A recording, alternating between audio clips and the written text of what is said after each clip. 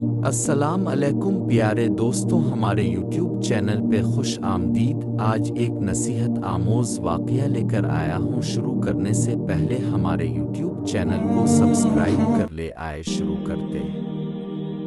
توریت کا بہترین قاری اللہ کریم کے نبی حضرت سیدنا موسیٰ علیہ السلام کا چچا زاد بھائی کازن قارون انتہائی خوبصورت تھا۔ بے پناہ حسن کی وجہ سے اسے منور یعنی چمکدار کہا جاتا تھا۔ یہ بنی اسرائیل میں توریت شریف کا سب سے بہترین قاری تھا۔ جب تک یہ غریب تھا بہت حسن اخلاق سے پیش آتا تھا، لیکن جیسے ہی امیر ہوا مغرور اور خود پسند ہو کر منافق ہو گیا۔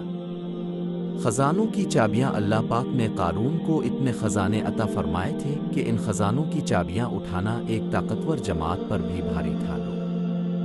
لوگ اس کے خزانے کی بھاری چابیاں اٹھا کر تھک جایا کرتے تھے۔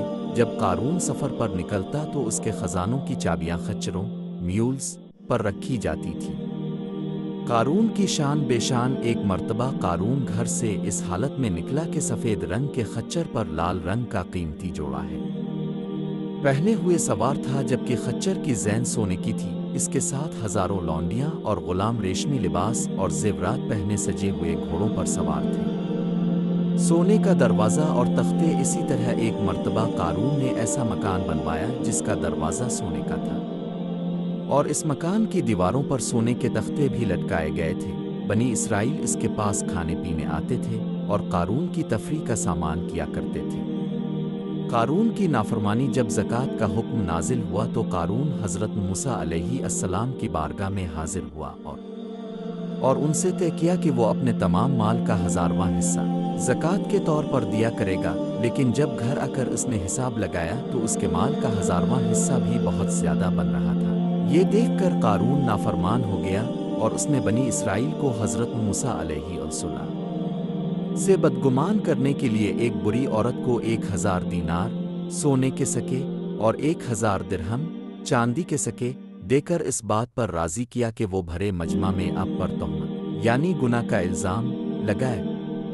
قارون زمین میں دھنس گیا۔ چنانچہ جب اب علیہ السلام واعظ و نصیحت کے لیے لوگوں کے درمیان تشریف لائے تو قارون اس عورت کو بلایا اور اسے اللہ پاک کی قسم دے کر ماجرا پوچھا تو وہ ڈر گئی اور قارون کی سکھائی ہوئی جھوٹی بات بولنے کے بجائے سب سچ بیان کرتے ہوئے قارون کی منافقت اور رشوت دینے کا راز کھول دیا۔ یہ دیکھ کر آپ علیہ السلام روتے ہوئے سجدے میں گر گئے اور عرض کی، اے اللہ، اگر میں تیرا رسول ہوں تو قارون پر غضب فرما۔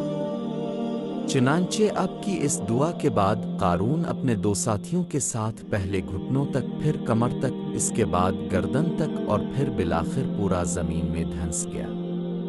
اور یہی حال اس کے مال اور خزانے کا بھی ہوا۔ اس واقعہ سے حاصل ہونے والی نصیحت۔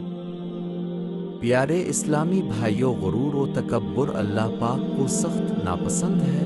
ہمارے پاس بڑا منصب ہو یا نہ ہو، زیادہ مال و دولت ہو یا نہ ہو، ہر حال میں عاجزی کرنی چاہیے۔ جو اللہ پاک کے لیے عاجزی کرتا ہے اللہ کریم اسے بلندی عطا فرماتا ہے، اور جو دولت و منصب کی وجہ سے نافرمانی کرتا ہے اس کا انجام دنیا و آخرت میں ذلت اور رسوائی ہی ہوتا ہے۔